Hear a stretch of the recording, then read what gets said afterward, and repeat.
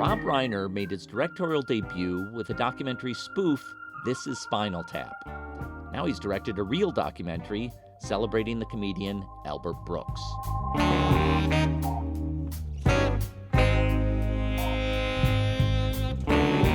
I'm Tom Powers, and this is Pure Nonfiction. How can I summarize the career of Rob Reiner? His first breakthrough was acting in the TV series All in the Family, playing the young liberal named Meathead in the household of Republican Archie Bunker. Rob has directed several Hollywood classics, including Stand By Me, The Princess Bride, When Harry Met Sally, to name just a few. That directing career began with This is Spinal Tap, an improvised satire starring Harry Shearer, Christopher Guest, and others as a heavy metal band down on their luck. Rob appears on screen as the film's director, Marty DiBergi, who has echoes of Martin Scorsese in The Last Waltz. Earlier this year, the Spinal Tap creative team reunited to shoot a sequel. Rob's latest work is called Albert Brooks, Defending My Life. It profiles the comedian who started his career in the 1970s, doing stand-up on Johnny Carson's The Tonight Show, then moved on to direct short films for the early days of Saturday Night Live. Albert's career evolved to make feature-length comedies that he wrote, directed, and starred in. They include Real Life, Modern Romance, Defending Your Life, and Mother. If you've never seen an Albert Brooks film, I'd say start with Lost in America, about a yuppie couple trying to break free of the corporate world. Rob and Albert have known each other since they were teenagers. In the documentary, they sit in a restaurant and look back on their friendship. Both of their fathers were comedians. Rob's father was Carl Reiner, an actor, writer, and director who had a landmark career. Albert's father was the radio comedian Harry Einstein, who died on stage after performing at a roast for the Friars Club. One of the pleasures of this documentary is how it explores several generations of comedy. We hear from Chris Rock, David Letterman, Sarah Silverman, and other comics as they break down what makes Albert Brooks unique. I started by asking Rob how he and Albert first met in high school. We were in a drama class, and they were going around the room and asking people's names and, who they were. And we went around, and I mentioned my name, and apparently he didn't hear my full name. So he was at the end of the class. He comes up to me and he says, I guess he was trying to impress me, with who he knew, because his father was a radio comedian in the showbiz. He says to me, I know Carl Reiner, like this to me, like he was trying to impress me and I said, yeah, I know him too. He's my father. And he went, oh my, he didn't hear my last name. So he was completely embarrassed. And that was the first moment that we had together. And from then on, we've been good friends. And so how did he know your father? Was it because of his father being a comedian? Yeah, and I think he met my father one time somewhere, I don't know where, and that's why he said he knew him. I guess he met him and said hello to him or something. Now, is your friendship the kind where years might pass without talking, or is it more like a weekly call kind of friendship? Well, we've gone through periods where, first of all, we lived in the same house together for, over a year. And, we spent a lot of time together, just tons of time. Then there were periods where we didn't talk as much. And then we pick it back up and then we talk more. I mean, now we're in this period where we do talk all the time. But it's like any friendship that you've had, and this one since I'm 16, he's 16, time can go by and you pick it up exactly where you are. I mean, no time has gone by and you have the same, connection that you always had. So you start the conversation, this documentary, by saying to him, I've always looked up to you. Right. And you kind of preface it, as if you're about to say something that you've never really said out loud before. I wonder, is that something you had told him before? No. And what I said was something I had never said to him. I look up to Albert as, I think he's a comedic genius. I mean, there are a few people, and I've met as many people in comedy as anybody, and I know Mel Brooks, and he's the other comedy genius that I'm that I'm close to. And oddly enough, two people named Reiner are friends with two people named Brooks. And it's just funny. But Albert, I've always looked up to him, and I always thought he's brilliant. He is, and I don't think I've ever said that to him. And I always, there when you're working on a script or a show or whatever, there are always people that you have in your head, and you think, I wonder if they'd like this, if this is something they'd think about or they would like it. Obviously, I always have my father's voice in my head. But Albert was one of them, and he was always somebody I wonder if Albert would like this, or would he think this was stupid or whatever. So yeah, he's always somebody I looked up to. Do you feel like having a camera there gave you the excuse to say that to his face? Well, I don't know if it was the camera so much as I knew I wanted to make a documentary about him, and for years I wanted to do it. After the movie My Dinner with Andre came out, I thought, hey, Albert, why don't you and I will sit in a deli and we'll have lunch, and it'll be my lunch with Albert. And he never wanted to do it. He always said, no, I don't want to do it. But I think as he got older, and I broached the idea of doing it again and making it more than just a conversation, but also to explore his career along with that, he agreed. And I think that it wasn't so much that the cameras were rolling as much as I knew I wanted to not only show his career and what he had done, but to get inside him personally, because I knew him, and I do know him probably better than anybody except maybe his wife. I know a lot about him, and I know things that he's gone through. So I wanted to get him to open up and relate some personal things, and he did. And I think that's what makes the documentary good. It's not just a string of comedy bits or talking heads. I knew him. This guy knew him. This one. But you really get to know Albert and get to know what goes on inside of him. And so I think that's why it works. The film really reminds us about the centrality of the Tonight Show in the culture. And Albert says after he would do a set on the Tonight Show, he'd call his mother and ask her what she thought, and she'd say, "Well, what did Johnny Carson think?" And as we see in the documentary, you were a guest host on the Tonight Show. What was that like? Well, it was the highest honor you could have on television at the time, because Johnny Carson, who was on for almost 30 years, during his period, that if you were a comedian, you could get launched on the Johnny Carson show. He had that kind of power. There was that thing where the comedian would go on at 10 minutes to 1 or 5 to 1, and if he scored, Johnny would ask him to come over to the couch. And that was a big deal. That moment where you left the stage and you went to the couch it was like he had an imprimatur. Johnny Carson had his stamp of approval on you, and that was a big deal. And people talked about, it's the show they watched every night before they went to sleep. And so it had a tremendous impact. There's no late night shows. I mean, there are a lot of great late night shows, but nothing that has the impact that Johnny Carson had at the time. So when I was asked to host it, it was like, wow, you get to host the Tonight Show. That was a big deal at that time. I'll give you another little story. Is that I saw Bill Cosby on the Tonight Show the first time he was on national television, and my father came home one night, and I don't know if this is a good thing or a bad thing, but he says, "What are you doing up? It's a school night. Why are you up?" I said, "Dad, I just saw this comedian. His name was Bill Cosby, and I did his act for my dad." And my dad thought, "Wow, this guy's great." I mean, he could be. He asked him to come in.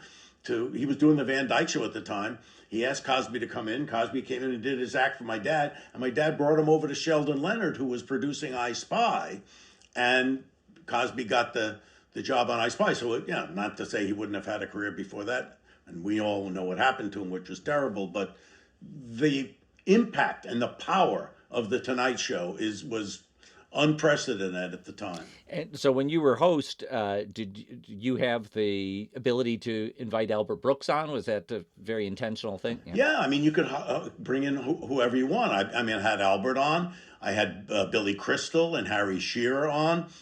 I hosted it actually twice, and the second time I brought Tommy Lasorda on because I was a big Dodger fan. So yeah, you had sway over who you could invite. So I didn't know this fact that comes out in the documentary that when Saturday Night Live was being invented, they originally offered Albert Brooks the chance to host it, and they were going to call it the Albert Brooks Show. Um, Well, I don't know if they were going to call it the Albert Brooks Show, but they wanted him as a permanent host. And he didn't like the idea of doing something that every single week. And he was more interested in doing films at the time. He had kind of transitioned into that. And but he was a big deal at the time, and he gave some legitimacy to the idea of a late night variety show. And Lauren, I think, realized that and wanted him to be on every week. And when they were selling it to the networks, he actually had Albert come and help pitch it to buyers and so on. So he was a big deal at the time. And the fact that Albert agreed to do 6 films, Lauren was more than happy, I think, at that time to just have Albert Brooks's presence on SNL. so the last line of the film that plays over the credits is David Letterman says, "I would rather have Albert's career than my career." And it comes across as very sincere, not like it's like he's being flip about that. What do you think he meant by that? Well, I mean, if you look at what Albert has done, not just as a stand up, not just as his performances on television, but the films he's made, he's written, directed, and acted, and he's an auteur. I mean, he's done all of these things. I think, for David, now, listen, David Letterman is one of the great talk show hosts of all time, and he's brilliant. But I think he saw the breadth of all the things that Albert did, and the comic mind that Albert has, which is, it's unique, completely unique. And so I think that's what he was referring to, that he would wish that he could use his comedic talent in all these different ways. Albert found all these different ways to use his talent. Yeah, I'm interested in a show business friendship is unique because there's so many ups and downs in a career, and we can't help but compare ourselves to our friends. Are they more successful? Are they doing something that's more quality? And I wonder how you've managed that in your relationship with Albert. There must be times when, you had a hit and he was waiting to get something done, or he had something come out and you're waiting to get something done. Well, there's a famous maxim by a French philosopher, La Rochefoucauld, who said, "It's not enough for you to succeed, your friends must also fail." And, it's that. I've heard Gore Vidal say that. And I was actually going to quote that, and I thought, oh, it'd be totally inappropriate here. But you went there. Yeah, but Albert actually alludes to that in the documentary, where he talks about, when he made Defending Your Life, it's all about what happens after you die. And he says, I think nothing. I'll just be gone. He says, I don't want to know what happens after I die. I just want to be gone, I don't want a little peek into ooh, Rob is still doing well, he says, So there's that, there is that element there. I don't think I've ever had that thing for Albert, because I just, like I say, I always looked up to him. So I don't, when he has something come, I just root for him. I want it to be successful, and, I don't think too much about that La Rochefoucauld maxim. I don't want people to fail. I want everybody should do good, and I'm hoping they're rooting for me, I'm sure not everybody's rooting for you. I know there are a lot of people that are Trump supporters are not rooting for me, but that's the way it is. I just, I want everybody to do well. I didn't really connect the dots before this film that both you and Albert Brooks made your directorial debuts with comedies that are constructed like a documentary. Albert did it with Real Life in 1979. And then you did it a few years later with with this is Spinal Tap. And I wonder, were you thinking at all of what he had done with real life? No, oddly enough, I wasn't thinking of that. And, he brought it up to me. He says, I was there with the fake documentary before you were. But, his fake, there's differences. I mean, his fake documentary was scripted, you know. Ours was completely improvised. I mean, it was like, we tried to make it look like it was a real documentary that was happening.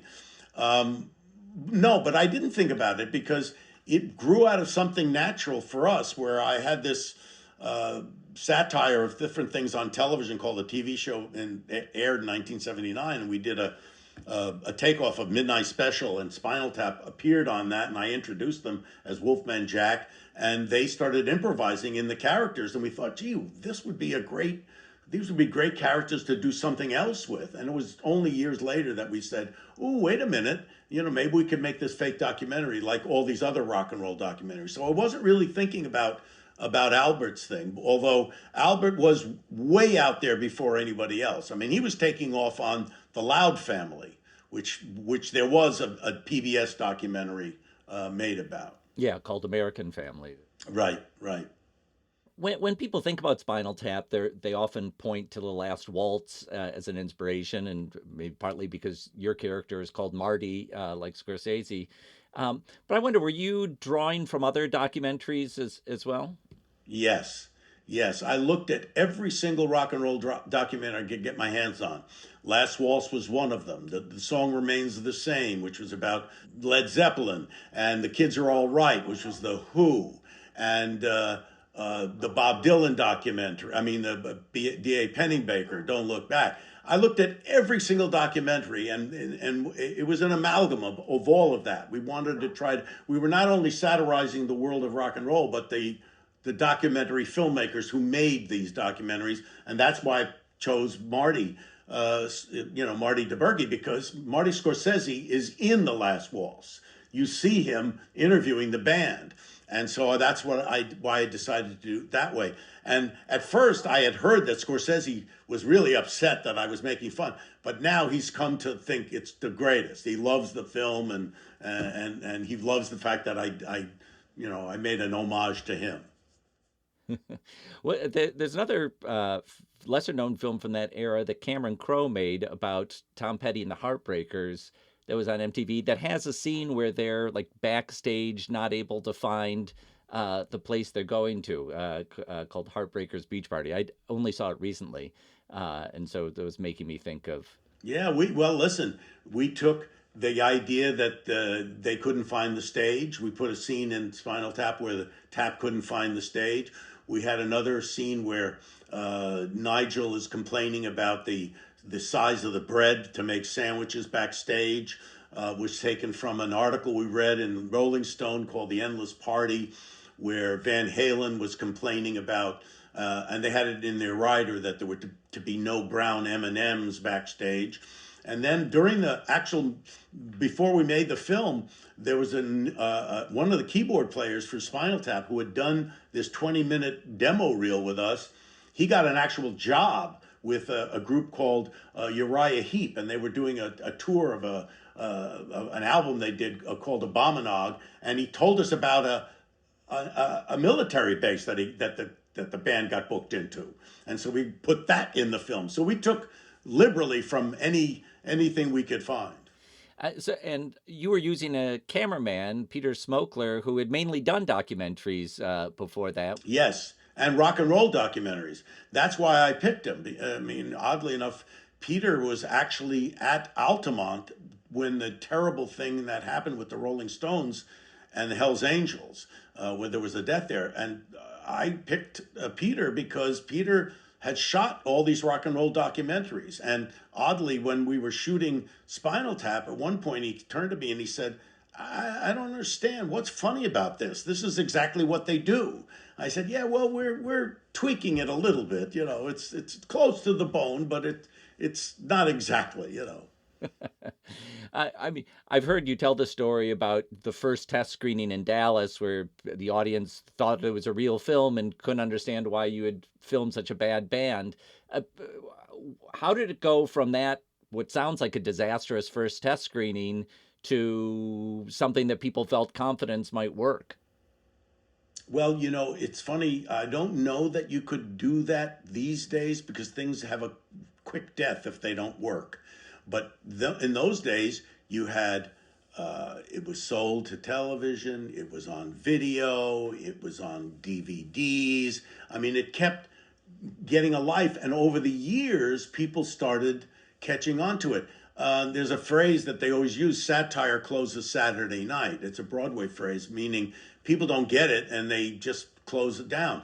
I learned from Albert a thing that I never forgot, which is he did a piece of where he played a mime, and we show a little clip from it in the documentary where Albert, he comes out in whiteface and wearing a black leotard, and he never stops talking. He talks the whole time. I mean, and it's really funny, but most people thought, well, he's not a good mime. I mean, he's not doing. And when he was asked, and it didn't get laughs. And then months later, he was going to go on another show, and I said, Albert, what are you going to do on the Tonight Show, whatever? He said, I'm going to do the mime piece. I said, yeah, but Albert, it didn't get any laughs. He said, yeah, but it's funny. I said, I know, but nobody laughed. He said, yeah, but it's funny. And he went out and did it with Carson was hosting. And at first, the same thing, no reaction. And then Carson dug it. He saw what was funny and he started to laugh. And he got hysterical, literally fell off his chair at this bit. And the audience said, oh, I see. He's making fun of mimes. And they went.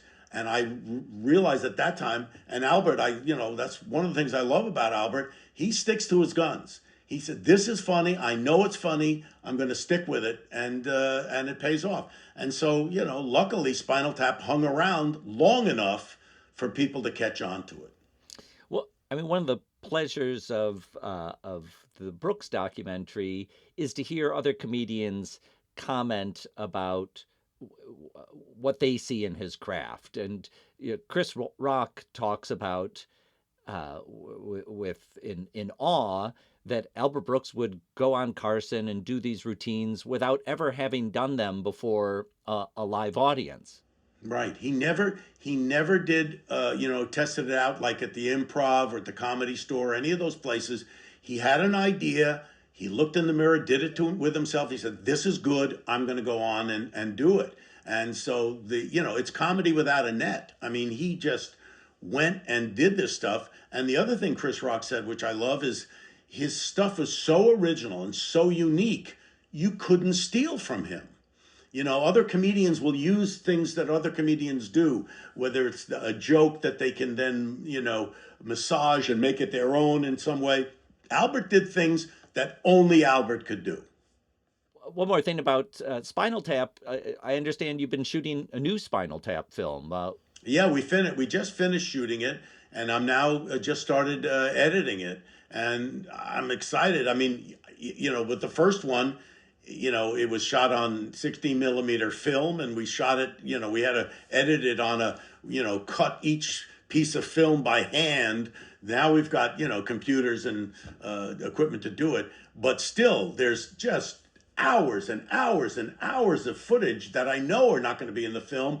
But because it's improvised, you shoot all this stuff, and a scene that may wind up being 30 seconds to a minute and a half is now 12 minutes, 14 minutes. So it's like a big blob that you're trying to shape into, what will be a film. And we're getting there. I mean, we're just starting in. But this is part of the process I really love, because essentially what you're doing is you're making the movie with the pieces of film. You're figuring out the flow of the movie. Now, we do have a beginning, middle, and end, and hopefully the pieces will all fit. But it's like putting a puzzle together without a picture on the box, Does it feel very different than when you're working with a scripted film?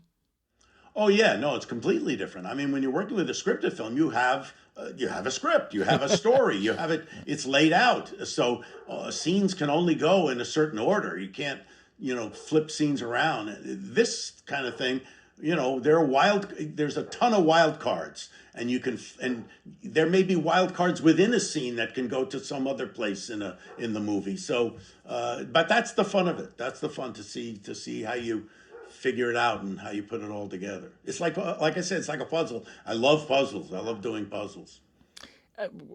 Before you made this new Spinal Tap film, were you taking in other documentary references of, we're living through a time of a lot of new music documentaries. I wonder if you were going to any of those. And there's a new grammar for documentaries. When I made the original Spinal Tap, was 40 years ago, it was all cinema verite. It was all like whatever would happen. Now, documentaries are staged, a lot of them. The interviews, what they call the talking heads, they're lit better. They're more attractive than, this kind of raw look. So the question was always, did Marty learn from these? Did he learn anything from these new documentaries that he incorporates in this, or is he still the same stupid Marty who tries to do whatever it is he does? And I think we have some kind of a hybrid in there. Now, the film itself is a hybrid, because when we made Spinal Tap the first time, it was an alternative universe. There was no mention of any real people in it. It was this parallel universe. Now, the film has become successful. The first film, it's in the Library of Congress, the National Registry of Films, and everybody knows about it. So in this new film, there's Paul McCartney comes in. There's Elton John comes in. There's a thing with Garth Brooks and Trisha Yearwood. There are people who know the film. And so there's a new reality where there is this band, but now this band has played Wembley and Glastonbury and the Royal Albert Hall. It's played all these places and played with, Chad Smith from the Red Hot Chili Peppers, who comes into the thing. So, it's kind of like a hybrid, like I say. Oh, well, I can't wait to see that. It seems when I look at the work that you've been doing in recent years, you made a podcast called Who Killed JFK? You produced a documentary, God and Country, about the Christian right. You made this documentary about Albert Brooks. It kind of feels like you're like leaning into real passion projects. None of these seem like top money makers to me. Well, you never know. That's the thing. You don't know. I mean, the Albert Brooks documentary did well. I mean, did well on HBO. It got nominated for a Producers Guild Award. It's going to hopefully be up for an Emmy Award. So you don't know. And, yes. And the JFK podcast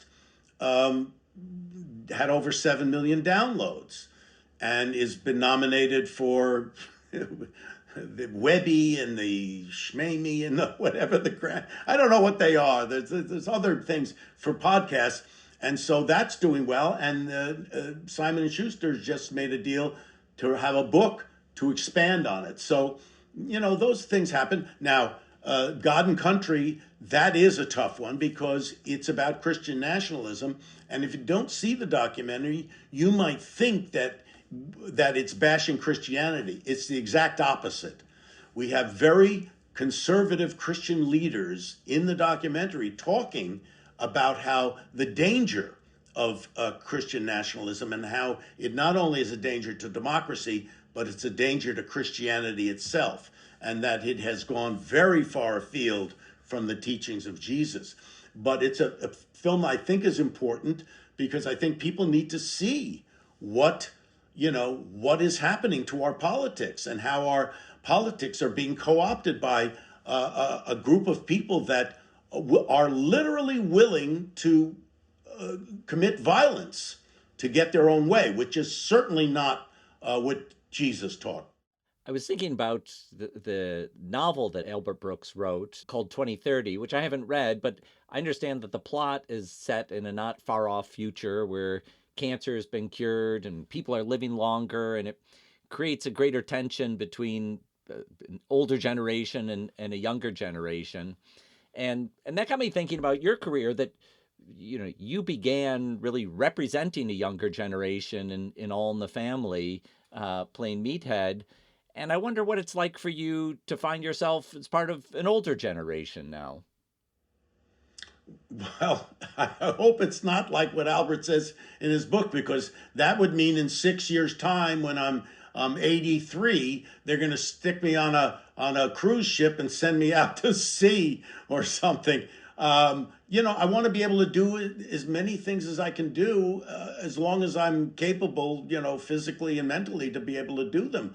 And what happens is you do learn certain things. I mean, your experience living gives you hopefully a greater understanding of the whole thing. I mean, nobody will ever understand the meaning of life. We never will. But we do have experiences that we like to express to people. And those experiences and the way we express them are very different when you're young than when you're old. But if you don't have the capacity, the physical and mental capacity to do it, then it's not worth doing. I'm hoping that I still do, and I mean, a couple of these projects, like you just mentioned, they're exactly what I wanted to do, and they are reaching people in different ways. So I'm going to continue doing things until somebody taps me on the shoulder and says, "Get the hell out of here."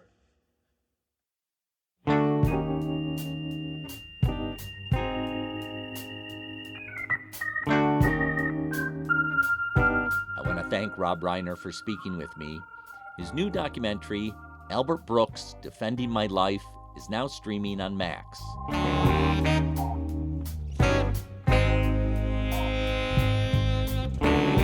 Thanks to our team, series producer Hannah Nordenswan, partnership manager Bella Racklin, and web designer Cross Strategy. Our theme music is composed by Andre Williams, and our executive producer is Raphael Nehausen. I'm Tom Powers. Follow us on Instagram and sign up for our newsletter at purenonfiction.net.